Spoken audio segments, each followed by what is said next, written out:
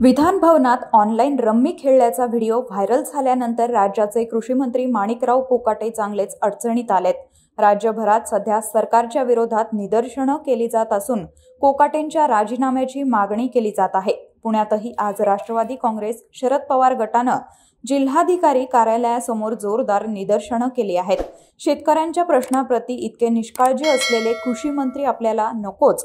माणिकराव कोकाटे यांनी त्यांच्याच भाषेत ओसाड गावची पाटीलकी सोडून शेतकऱ्यांवर उपकार करावेत अशी मागणी राष्ट्रवादी काँग्रेस पवार गटाच्या कार्यकर्त्यांनी केली आहे।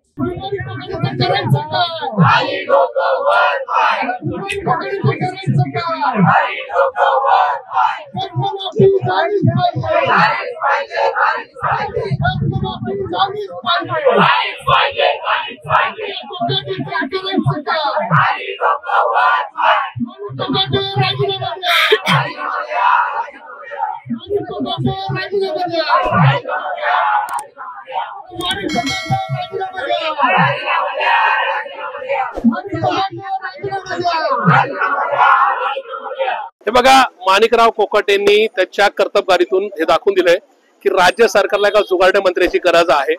आणि ज्या पद्धतीने मागच्या 8 महिन्यात कधीतरी कृषी मंत्रालय हे ओसडगावची पाटीलकी आहे, शेतकरी खोटे विम्याचे लाभ घेऊन मुलांची आणि मुलींची लग्न आणि साखरपुडे करतात, अशी भाषण करून सुद्धा माणिकराव कोकाटेला फाटीशी घालण्याचं काम हे एकनाथ शिंदेंनी, अजितदादांनी आणि देवेंद्र फडणवीसांनी केलंय। त्या अर्थी अशा जुगारड्या मंत्र्याची गरज या राज्य सरकारला असं आम्हाला सातत्याने लक्षात येते। काल तर माणिकरावांनी जाहीर या ठिकाणी प्रेस कॉन्फरन्समध्ये सांगितलं की हे सरकारच भिकारी आहे। याचाच अर्थ त्यांनी एकदा शिक्कामोर्तब केलंय की मुख्यमंत्री देवेंद्र फडणवीसांनी या राज्यावर 10 लाख कोटीचं कर्ज टाकलेलं आहे। या राज्याला देवेंद्र फडणवीस की अजितदादा वाचू शकत नाही, खुद्द माणिकराव कोकाटेच वाचू शकतो। पुन्हा आमची रितसर मागणी आहे की माणिकराव कोकाटेचा राजीनामा घेता देवेंद्र फडणवीसांनी राजीनामा द्यावा आणि या जुगारड्या मंत्र्यालाच मुख्यमंत्री करावं, कारण हा जुगारडा मंत्रीच या राज्यातलं 10 लाख कोटीचं कर्ज या ठिकाणी संपू शकतो। यांना मुख्यमंत्री केलं तर दिवसभर मुख्यमंत्र्यांच्या दालनामध्ये मटका खेळतील, त्यावर पत्त्याचे गेम, 3 पत्तीचे गेम किंवा त्या ठिकाणी रम्मी खेळतील।